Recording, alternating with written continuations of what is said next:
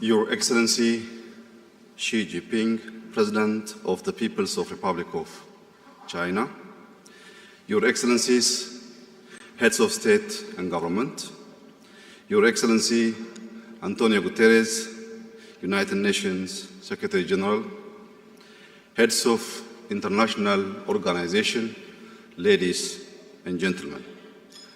At the outset, allow me to express my gratitude to President Xi Jinping and the government of the People's Republic of China for convening us today and for the warm hospitality that has been accorded to us. I'm very pleased to join here in Beijing for the 10th anniversary of the Belt and Road Initiative. The BRI, which is a laudable ambition to connect Asia, Europe, and Africa, is a significant international cooperation initiative anchored in the principles of collective progress. I applaud President Xi for his vision in designing and launching the Belt and Road Initiative, as well as for the proposal of the 3 global initiatives of civilization, security, and development, aimed at building a community with a shared future. Excellencies, as a global community, we find ourselves in an ever-complex and crisis-prone world. We are confronted with a climate problem, structural shifts, and global insecurity. Concerted and collaborative efforts to address our common challenges have often helped us remain resilient. Hence, more than ever, we are called upon as global leaders to uphold the principles of humanity, justice, inclusivity, equity, and compassion in rising up to the occasion. I stand before you representing an ancient and historic civilization, Ethiopia, a country gifted with a robust and resilient population of over 120 million that drives Africa's fastest growing economy. Located in the Horn region, Ethiopia also serves as an important gateway between Africa, the Middle East, and the wider Asia. I also stand before you as a proud African that hails from a continent of 1.4 billion people, a continent with a thriving youth population that is propelling it to become a global economic powerhouse. Without a doubt, Africa is the next frontier market. Excellencies, historic relations between the African continent and China span 2,000 years. Sino-African relations can be traced back to the reign of Emperor Wu of Han. With the development of the Silk Road, exchanges between Africa and China became increasingly frequent and reached their peak during the Ming Dynasty. Admiral Zheng He's voyage to the Western Seas reached the east coast of Africa, bridging Chinese specialties such as ceramics and silk, and returning to China with many commodities.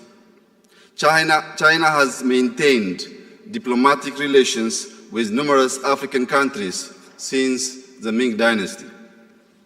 Sino-African ties today have grown exponentially, characterized by a commitment to mutually beneficial cooperation and respect for sovereignty. Through the BRI, these relations are delivering infrastructure developments across Africa, as well as helping to improve trade within the continent and with China. As the largest ever transnational infrastructure program, The BRI is therefore facilitating integration and sustainable growth. Large-scale investments in infrastructure and strengthened commercial ties have boosted the continent's economic development. With a rapidly growing population, the African continent is in high demand of sustainable and dignified development. And through BRI investments, many jobs have been created and livelihoods improved.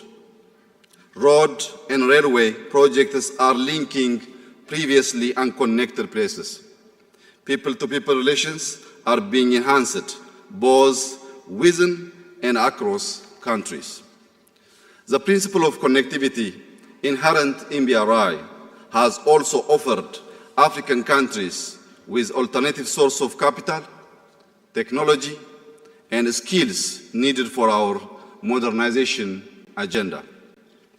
In my country, Ethiopia, for example, one of the remarkable BRI accomplishments is the construction of Africa's longest electric transnational railway, which runs through Ethiopia all the way to Djibouti. The line revitalized local and regional economies. It plays a critical role in connecting people and enhancing efficiency in the logistics value chain along the strategically significant Ethio-Djibouti corridor.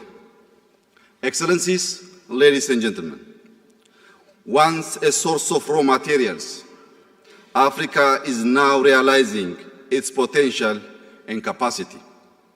A continent that has been sidelined until now is harnessing the demographic dividend, leveraging its natural endowments, and rapidly becoming a global economic, social, and political powerhouse. In the global arena, the inclusion of African Union as permanent member of the G20 is a long overdue recognition of the voice of a continent with 1.4 billion people. With around 85% of global GDP and roughly 75% of global trade represented by the G20, the African Union's entry will significantly enhance the continent's ability to raise and collectively address issues of development that excessively affect Africa.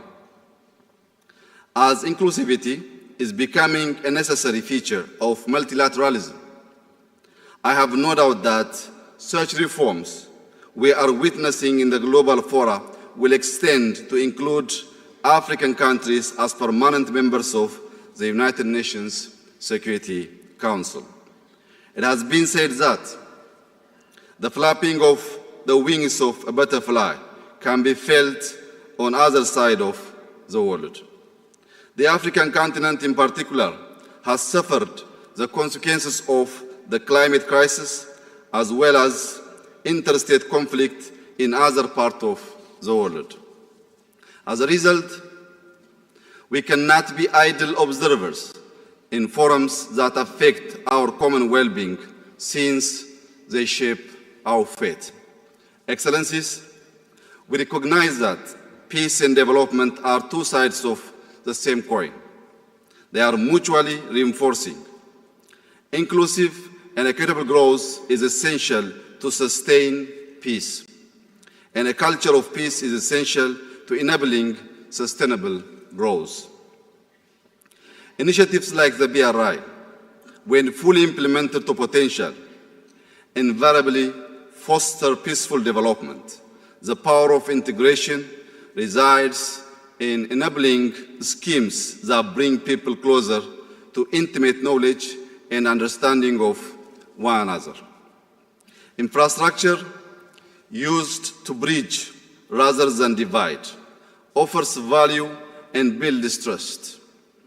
In a world full of barriers, I call upon all of us to build bricks to connect metaphorically as well as literally. As I conclude my remarks, I would like to highlight the proposal put for proposed by the President Xi during the recent China-Africa Leaders Dialogue held in Johannesburg. This includes China's initiative on supporting Africa's industrialization, plan for China supporting Africa's agriculture modernization, and the plan for China-Africa cooperation on talent development. I also support the 8 points proposed by President Xi because it mainly focuses on investing both on people and planet, which leads us to prosperity. These Africa-centered initiatives are foresighted investments that build a bridge to the Africa we want. I would like to emphasize that Ethiopia fully welcomes these plans and initiatives in harmony with our development strategy and 10-year economic plan to diversify our economy and forge our path to holistic prosperity. I thank you. Sheshe.